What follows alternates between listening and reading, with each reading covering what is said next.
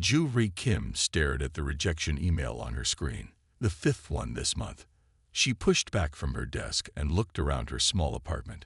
What had once been a living room was now filled with equipment she had built herself. Papers covered every surface. Equations filled whiteboards on every wall.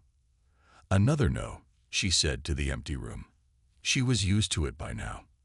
At 32, Ju-ri should have been at the top of her field. She had been the youngest person to get a doctorate in physics from Seoul National University. Her early work had won awards. But that was before she started exploring dimensional manipulation theories that other scientists called impossible and fantasy. The university had cut her funding last year. Her colleagues had stopped inviting her to conferences. Some even laughed at her behind her back. They called her Crazy Kim when they thought she couldn't hear. Ju-ri stood up and walked to her favorite whiteboard. The equation in the center was elegant and beautiful.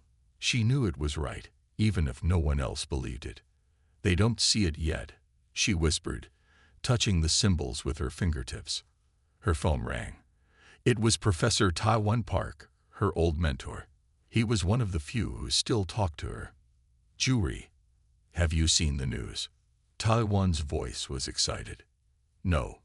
I've been working all day." "Turn on your TV now. Channel 9.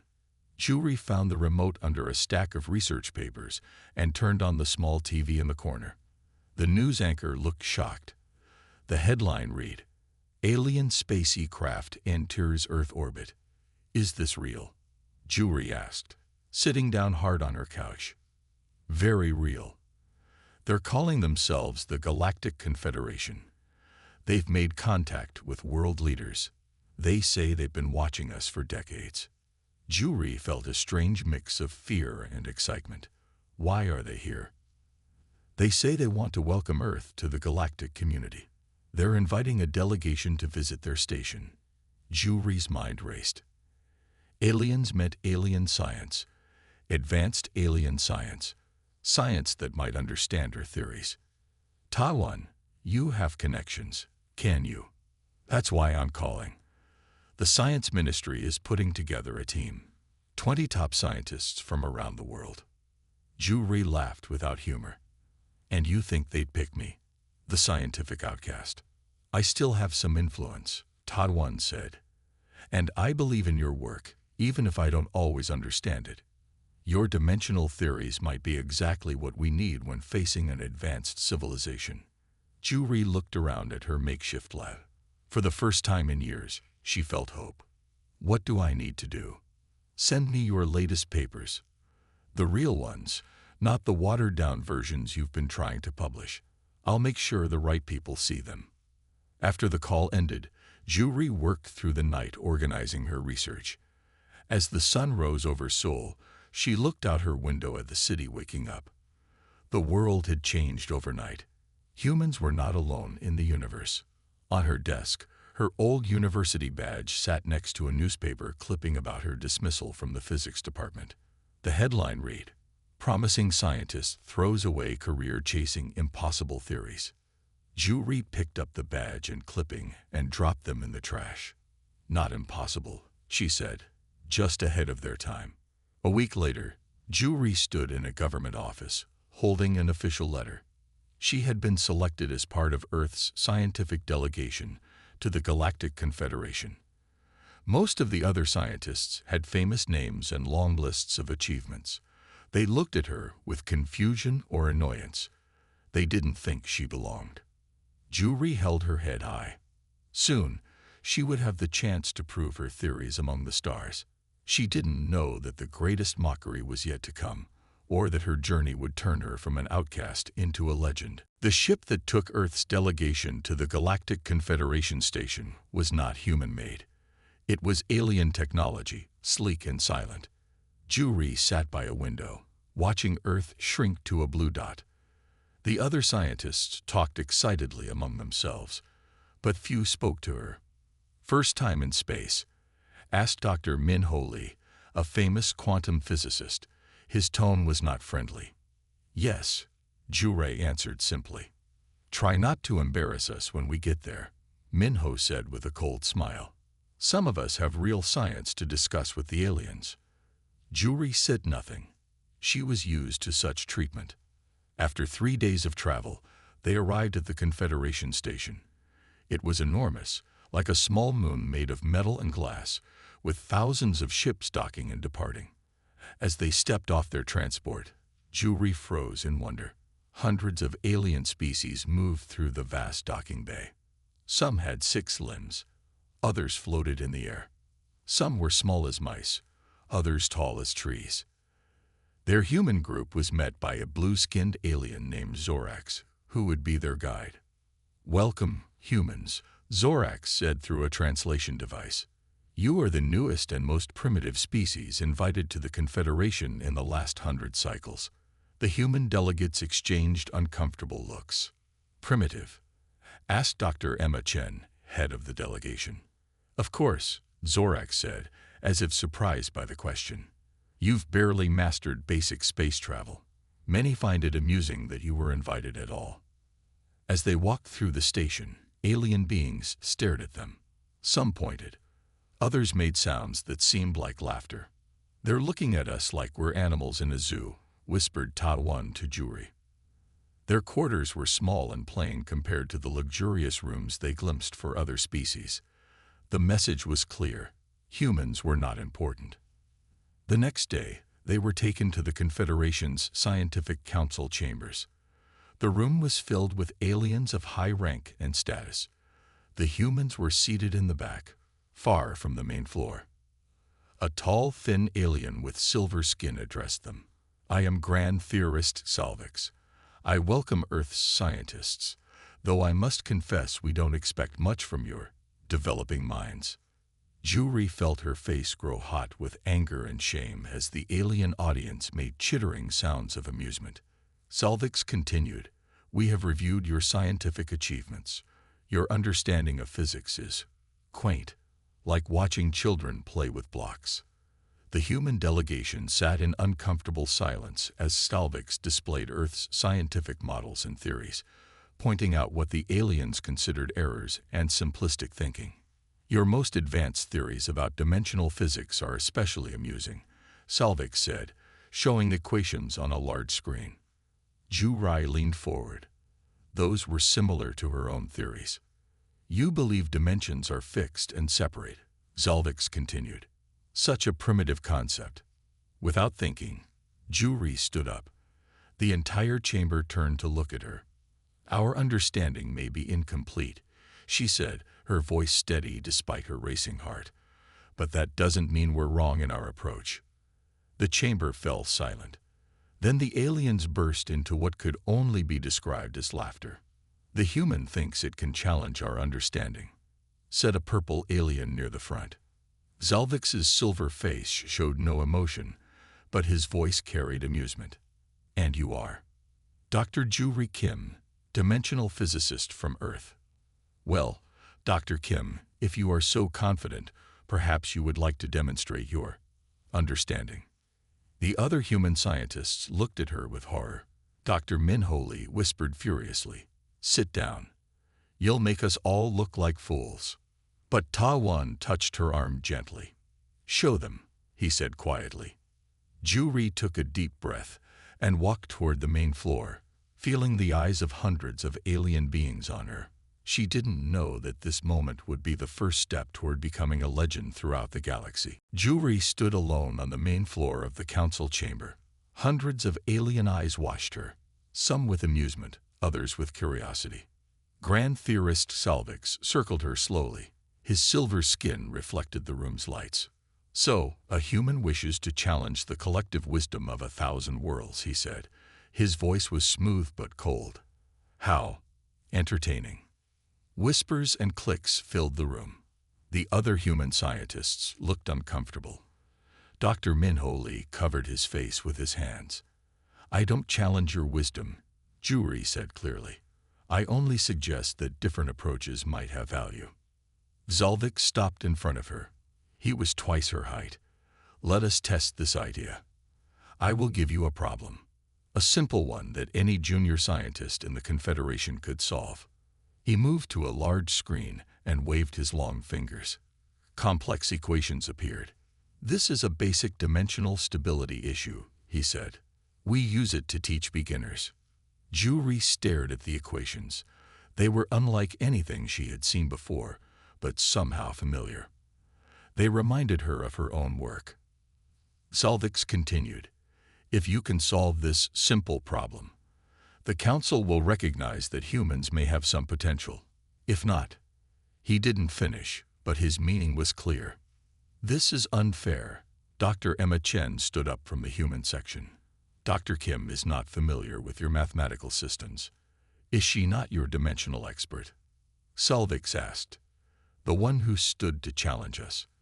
If humans truly understand dimensions as you claim, this should be, what do you call it? Child's play." More alien laughter filled the room. Juri looked closely at the screen. Behind the strange symbols, she could see the concepts. It was a problem about how dimensions interact when they fold into each other, exactly what her research on Earth had explored. "I'll need time to learn your mathematical language," she said. "Of course," Salvix said with false kindness. "We are not unreasonable. You may have 3 lunar cycles.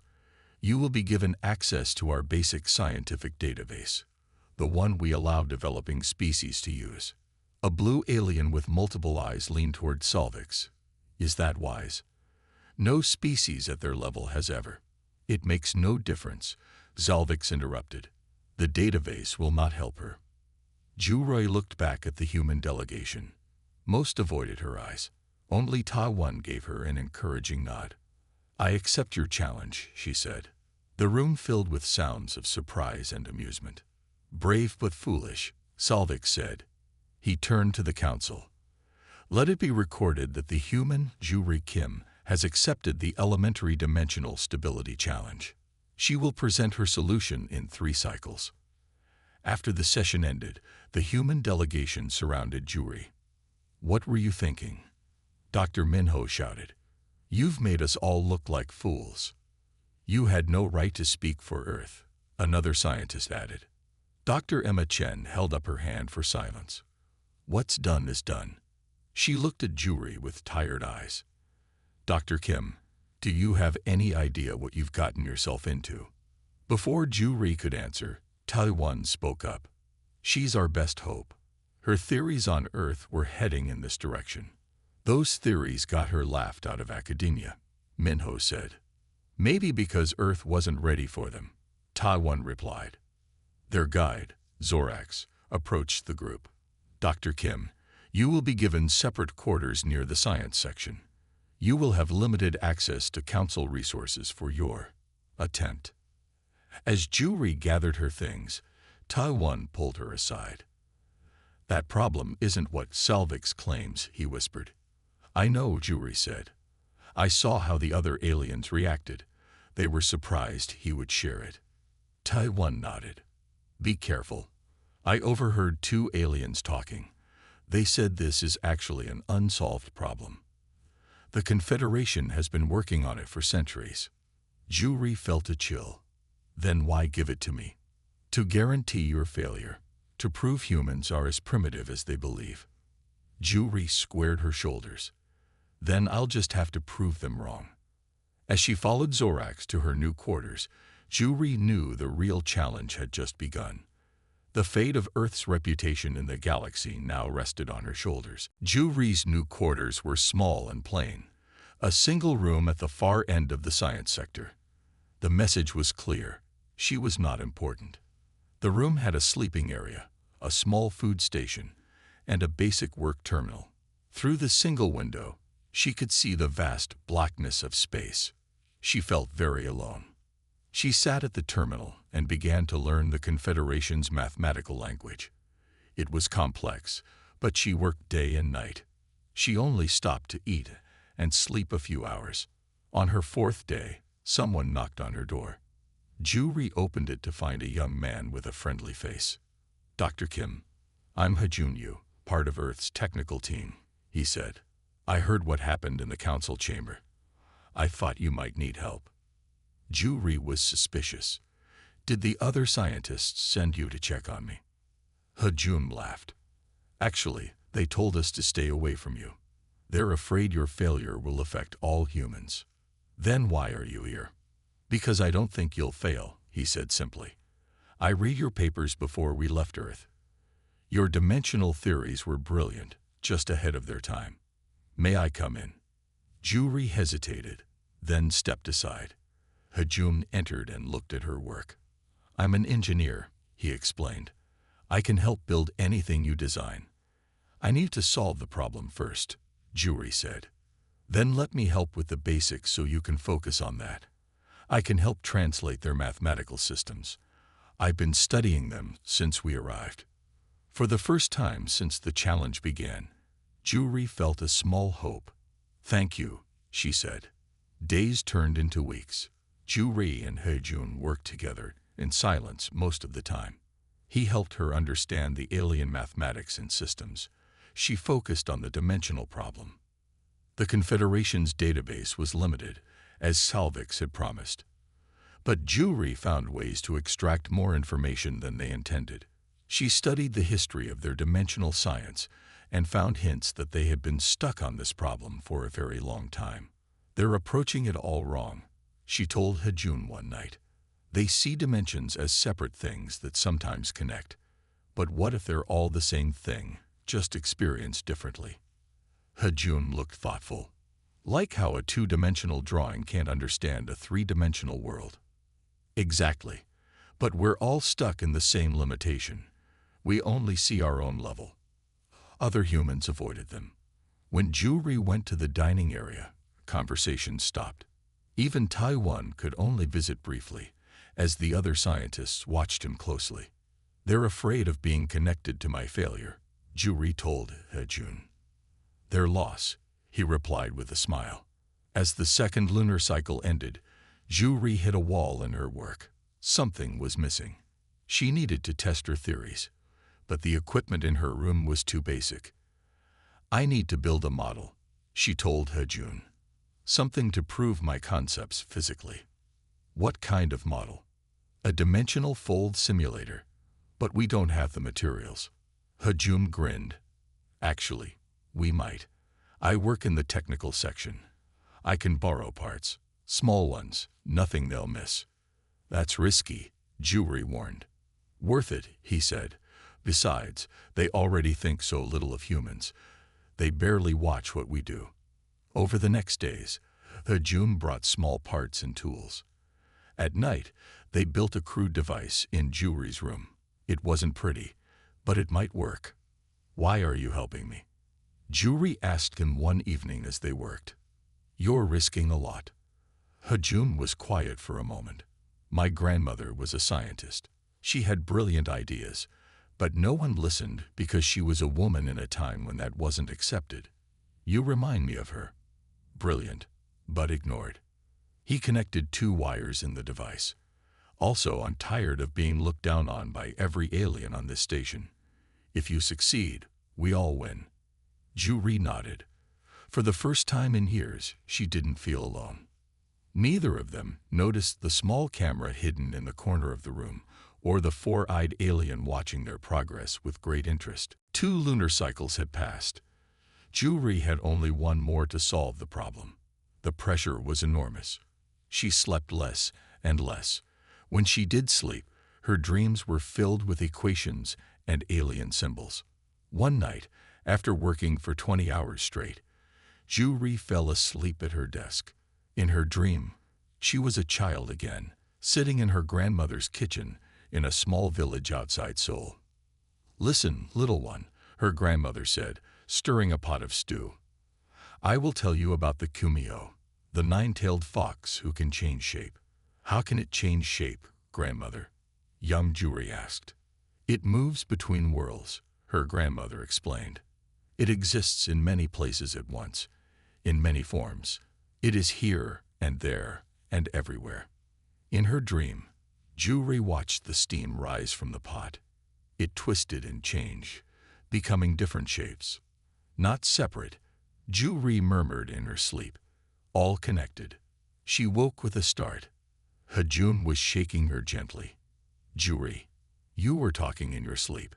She grabbed a marker and rushed to the wall where they had been writing equations. "I've been thinking about this all wrong." "We all have." "What do you mean?" "In my dream, I remembered my grandmother's stories about shape-shifting spirits." She began writing quickly. "The Confederation scientists see dimensions as separate things that sometimes connect, like bridges between islands." Hajun watched her work. "And you see it differently?" "Yes. Dimensions aren't separate. They're all one thing, just experienced in different ways." She drew a circle on the wall. "Like this circle. From the side, it looks like a line. From above, it's a circle. It's the same object, just seen differently." Understanding dawned on Hojun's face. So the problem isn't about connecting dimensions. It's about shifting perspective. Juri finished. "We don't need to build bridges between dimensions. We need to change how we see the whole system." They worked frantically for hours, adjusting their equations and rebuilding parts of their device. When they finished, the small machine looked simple but strange. "Will it work?" Hajun asked. "Only one way to find out." Juri activated the device. At first, nothing happened. Then a small light in the center began to glow. The air around it seemed to bend and shift. A small object they had placed inside the field appeared to be in two places at once. "It works," Hajun whispered. "You did it." "We did it," Juri corrected him. They celebrated quietly, afraid of being overheard. As they examined the results, Juri realized something important. "This is bigger than just solving their problem," she said. "This could change how ships travel through space. If my calculations are right, this could make faster-than-light travel much more efficient." Hojun looked worried. "That's a major discovery. Some species might not want humans to have that kind of knowledge." Before Juri could answer, her terminal beeped. It was a message from Salvix. 10 days remain in your challenge. The Council is eager to witness your failure." Juri's jaw tightened. "We need to refine this and prepare my presentation." They worked day and night, improving the device and preparing Juri's explanation. The solution was elegant and simple once you understood the basic concept, but it went against centuries of Confederation thinking. One evening, as Hojun was leaving with the data they had collected, Juri touched his arm. "Thank you," she said. "I couldn't have done this without you." He smiled. "You had the breakthrough. I just helped build the parts." "Still, when this is over," she hesitated. "Maybe we cooled." A loud crash interrupted her. The door to her quarters burst open. 3 tall aliens with rough green skin rushed in. "Corixians," Hajun shouted. One alien grabbed Juri while another smashed their device. The third took all their notes and data chips. "Humans should know their place," the largest Corixian growled.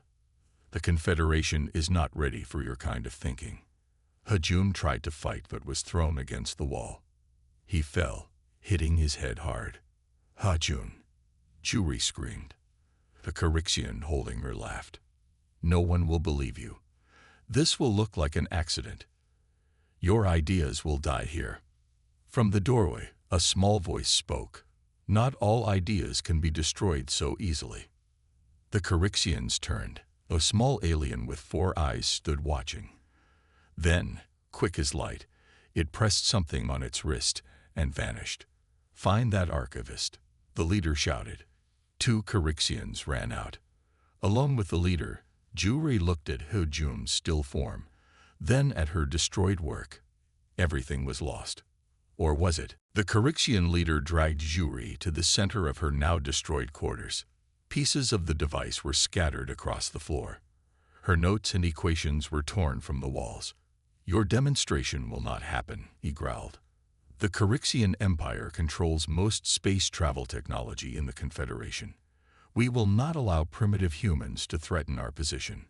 Alarms began to sound in the hallway. The Corixian looked nervous.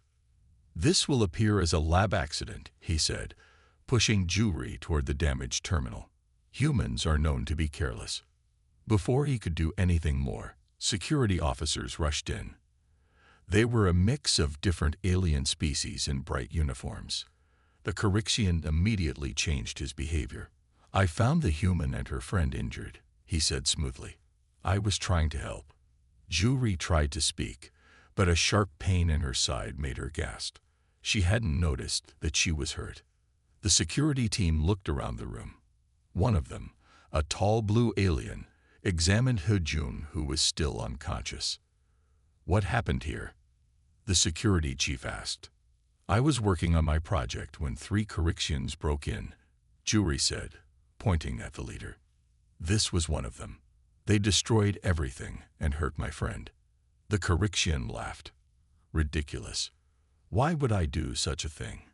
This was clearly a failed experiment. Humans are not ready for advanced science." The security chief looked skeptical. "Do you have proof of your claims, human?"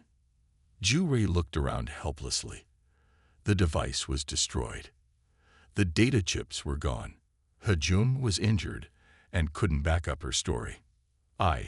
She began. "As I said," the Corixian interrupted. "A lab accident, typical of an underdeveloped species." The security team made notes and called medical help for Hejun. They treated Juri's injury, a cut on her side, but they clearly didn't believe her story.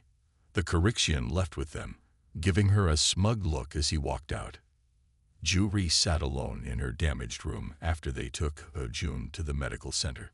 5 days left until her presentation, and everything was gone. All her work, all their progress, destroyed. She felt tears forming but brushed them away angrily. "I won't give up," she whispered to the empty room. "I won't let them win." But how could she rebuild everything in just 5 days? The solution was still in her mind, but the proof, the data, the device, all gone. And Hejun, her only ally, was injured. She began cleaning up, trying to salvage anything useful. As she moved a broken piece of equipment, she noticed a small blinking light under a fallen shelf. It was a tiny communication device, not human-made.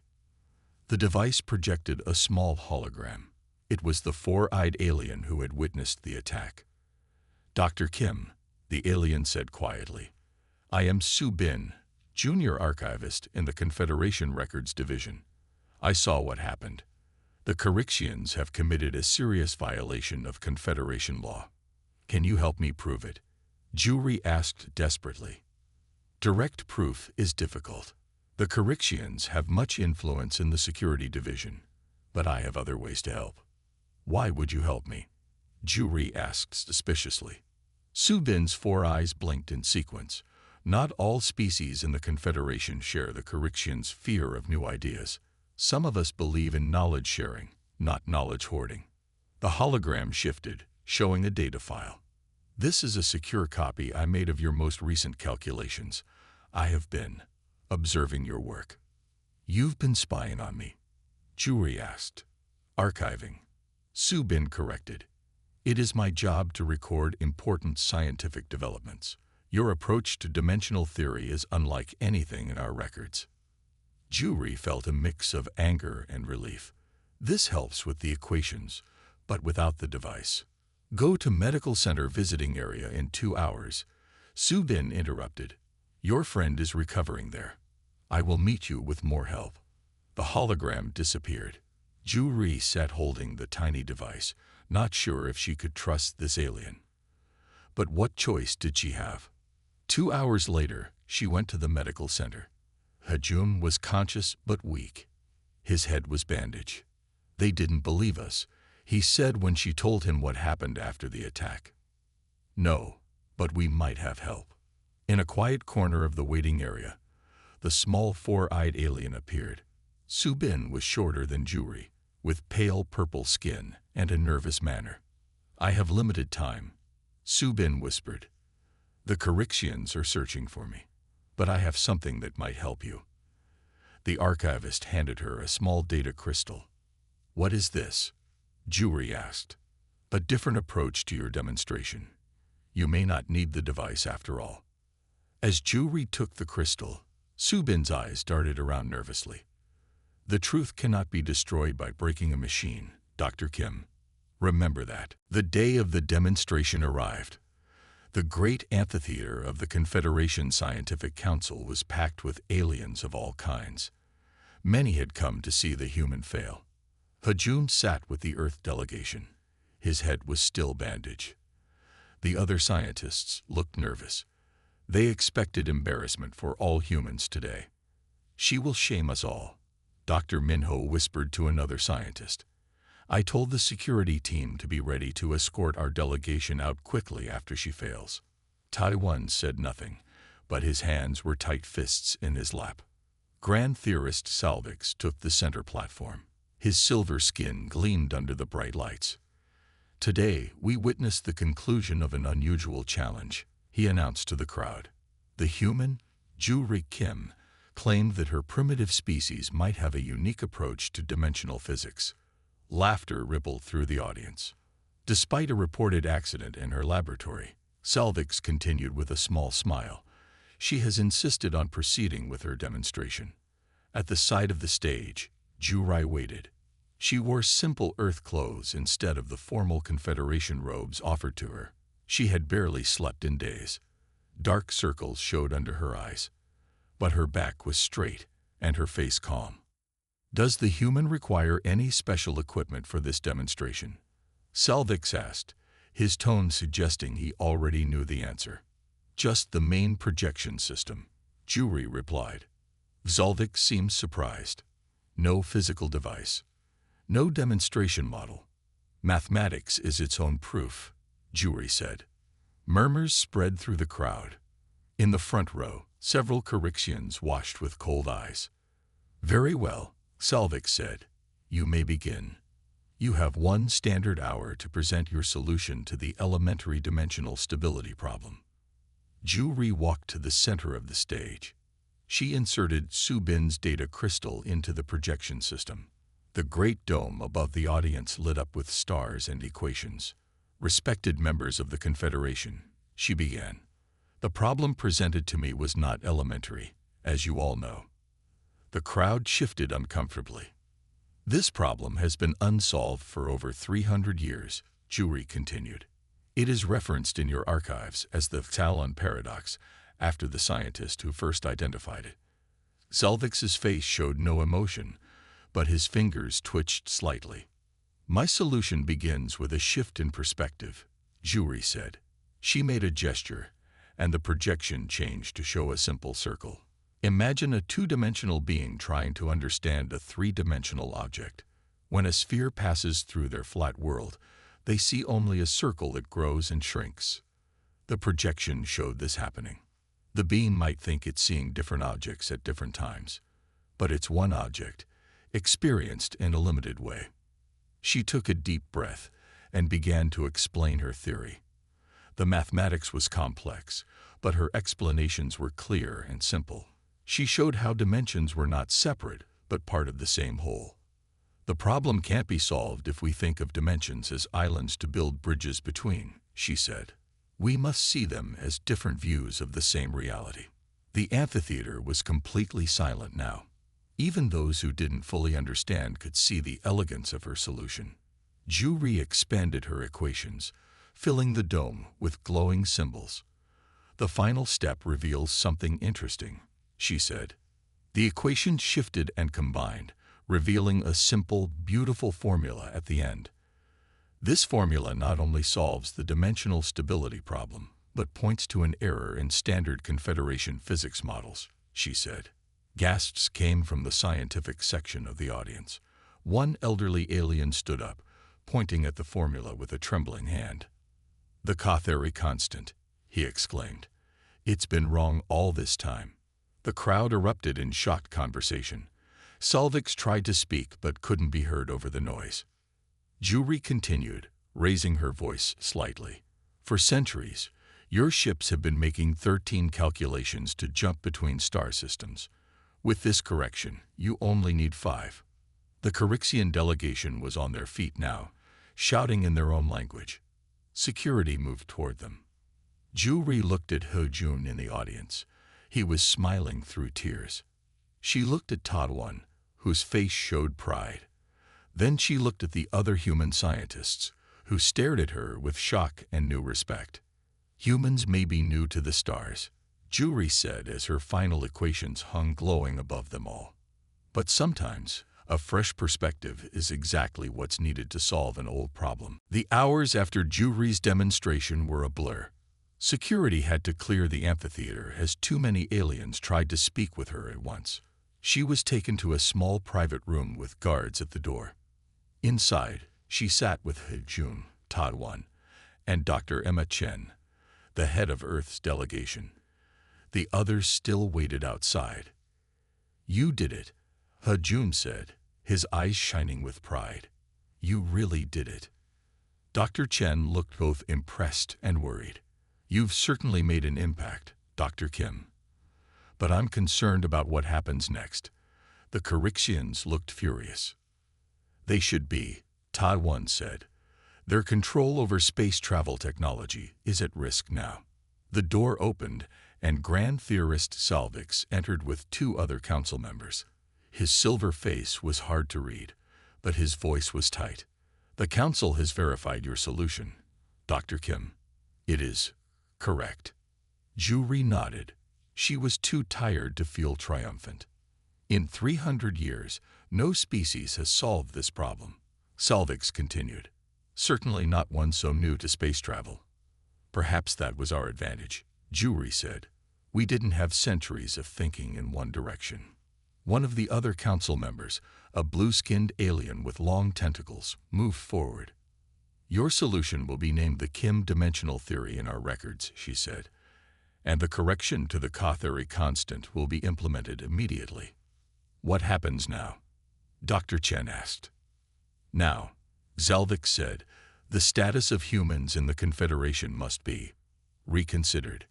After they left, more visitors came. Representatives from 7 different species wanted to discuss technology exchanges with Earth. They had ignored humans before. Now they were eager to talk. "This is what we wanted," Dr. Chen said. "Respect and recognition. And trade opportunities," added another human scientist who had finally been allowed in. Even Dr. Minho, who had been so critical, approached Juri. "I was wrong about you," he said stiffly. "Your work has honored Earth." Later that evening, as things finally quieted down, a small message appeared on Juri's terminal. It was from Subin. "Security records from your quarters have been discovered. The Corixian sabotage has been exposed. Meet me in Archive Section 7 in 1 hour." Juri slipped away from the celebration and found her way to a quiet, dimly lit section of the station. Rows of data storage units lined the walls. Subin waited between 2 tall shelves. "You did well," the archivist said. "Better than expected." "I couldn't have done it without your help," Juri replied. "But why did you help me?" Subin's 4 eyes blinked in sequence. "My species, the Coverlands, were once like humans, new to the stars, looked down upon. 1,000 years ago, the Corixians nearly destroyed us when we developed new drive technology. Since then, I've watched them suppress other rising species. You've been waiting for someone to challenge them," Juri realized. "Waiting and watching and keeping records," Subin agreed. "Knowledge should be shared, not controlled." A noise made them both turn. A group of Corixians blocked the exit to the archive. "The human who thinks she's so clever," said their leader, the same one who had attacked her quarters, "and the spy who helped her." "The council knows what you did," Juri said. "The security recordings can be destroyed, just like you too." The Corixian snarled. "This section is isolated. No one will hear you." Before they could move closer, a calm voice spoke from behind them. "Actually, this section is under surveillance by council security." The Corixians turned to seek Salvix with a team of security officers. "Your actions have been recorded and transmitted to all council members," Salvix said. "The attack on Dr. Kim's quarters, the threats just now, all of it." The Corixians were taken away in restraints. Salvix turned to Juri and Subin. "The council voted an hour ago. The Corixian trade monopoly on drive technology is revoked." And he seemed uncomfortable. Earth is being offered a place on the Technology Exchange Committee. After Xalvix left, Subin turned to Juri. This is just the beginning. Your work will change many things. Our work, Juri corrected. The next day, Earth's delegation prepared to return home. They would bring news of humanity's new status in the galaxy. More human scientists and diplomats would come to the Confederation station soon. As Juri packed her few belongings, Hojun appeared at her door. I've been assigned to stay here, he said, to help set up the new joint research program. I'm staying too, Juri said. They want me to lead it. They looked at each other for a long moment. Then Hojun smiled. From outcast to legend in 3 lunar cycles, he said. Not bad. Juri laughed. I'm no legend.